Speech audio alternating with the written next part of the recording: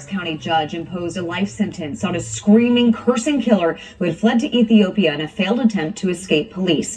28-year-old Yohannes Nesibu killed a 22-year-old Fairfax County man and hours later executed a 22-year-old woman who witnessed the crime. Bruce LeShan is covering this case live in Fairfax County tonight. And Bruce, we understand it was an intense, emotional scene in the courtroom today.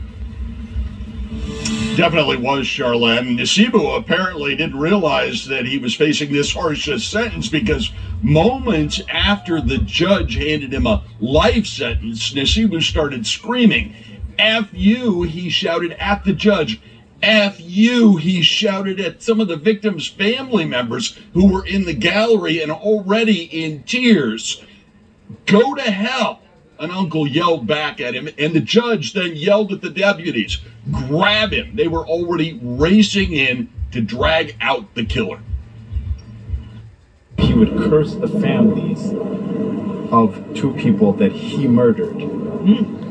Now, if that's not evil, I don't know what is. Victims' family members overjoyed at the life sentence, but furious that the killer would think he could get the last word. When the judge said life, that was just a complete relief. Complete relief and so happy, tears coming down. And then to hear him curse you, curse the judge, curse the process. It was unbelievable. This guy had nothing to hold together. Jurors convicted Nesibu of manslaughter in the death of 22-year-old Hanak Yohannes in what prosecutors say was a dispute over payment for marijuana.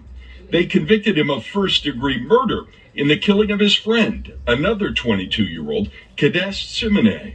She had witnessed Hanak's death, and then Nesibu had taken her to another Fairfax County dead end, and hours later shot her to death before escaping to Ethiopia. It took 3 years to get him back, and another 4 to finally convict and sentence him. No remorse for life, no respect for the judge. If you give one more day, he's going to go out and kill another person. He's a sick person. He should not be part of a society, Now, there was no comment here today from Nesibu's many family members who were also in the courtroom.